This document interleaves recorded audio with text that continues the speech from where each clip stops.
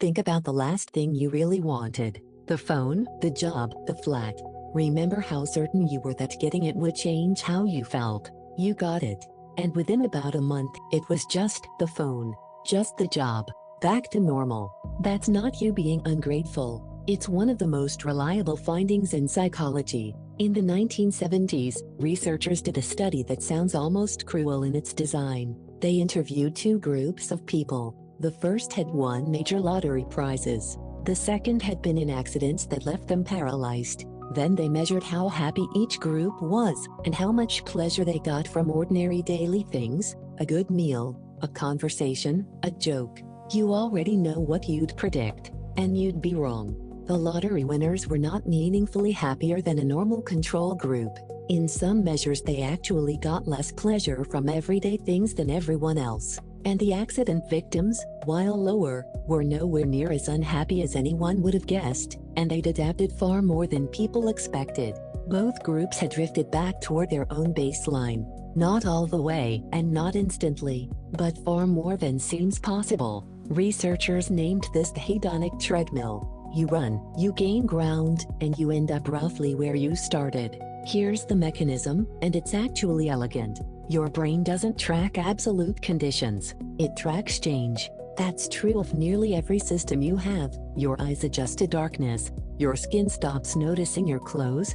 Your nose gives up on the smell within minutes. Constant input becomes invisible input. Emotion works the same way. A pay rise feels enormous the first month because it's a change. By month 4 it isn't a change anymore, it's just your salary. Your brain has recalibrated and moved on to scanning for the next difference. And this is genuinely useful, evolutionarily. An animal that stayed permanently delighted by something it already had would stop looking for anything else. Adaptation keeps you moving. But it also means the thing you're currently convinced will fix your life almost certainly won't, not permanently. You'll get a real spike, and then you'll return. One important caveat, because this idea gets misused. Adaptation isn't total, and it isn't equal for everything. People adapt very well to material things, objects, money past a point, gadgets. They adapt much less completely to things like chronic noise, a bad commute, loneliness, or ongoing conflict, which is a genuinely useful asymmetry, and we'll come back to it. Why the difference? It comes down to whether the thing stays noticeable. A better phone sits in your pocket and becomes invisible within weeks, because nothing about it keeps demanding attention. Your brain files it under a normal and stops reporting on it.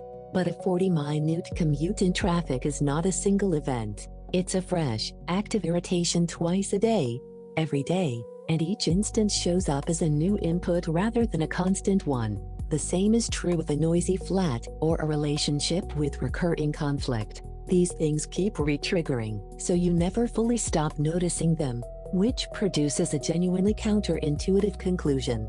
The dramatic one-time upgrade, the thing you've been saving for and imagining, is the one you'll adapt to almost completely. The boring recurring condition you've stopped complaining about is the one still quietly costing you. Samir spent 2 years thinking about a car. Not casually, properly. Configurations, reviews, comparisons. He knew what the interior smelled like from a video. He was certain about this one. He bought it. And the first drive was genuinely wonderful. So was the first week. By the second month, it had quietly turned into transport. He noticed himself doing the exact same thing he'd done before, opening a browser, looking at the next model up. What actually stayed with him, oddly, was something small he'd barely planned. He'd started driving his father to appointments in it. That part never flattened out. 2 years later it was still the part he mentioned. Same car. The object faded. What he did with it didn't. This matters because you are constantly making decisions based on a prediction your brain is bad at. We're reasonably good at predicting whether something will feel good. We're terrible at predicting how long. And almost every big choice, the job, the move, the purchase, is really a bet on duration. Once you know adaptation is coming, you stop overbuying the spike. You're less willing to take on debt, a longer commute, or a job you dislike in exchange for something you'll stop noticing in 6 weeks. The second thing it does is redirect you. If material upgrades fade fast, and things like relationships, chronic irritations, and how you spend your ordinary Tuesday fades slowly, then that's where the leverage actually is. Fixing a daily annoyance is worth more than it sounds. Getting a bigger version of something you already have is worth less. And there's a quieter consolation in here. Adaptation runs in both directions. The bad things flatten Route 2. Most of what you're currently dreading will, in fact, become normal. Here's how to use this. Step 1. Ask how long, not just how good, before a big purchase or decision. Don't ask whether it'll make you happy. Ask how you'll feel about it in 6 months. That's the honest question, and it changes a lot of answers. Step 2. Spend on the recurring, not the one-off. Things you experience repeatedly: your bed, your chair, your commute, the people around you.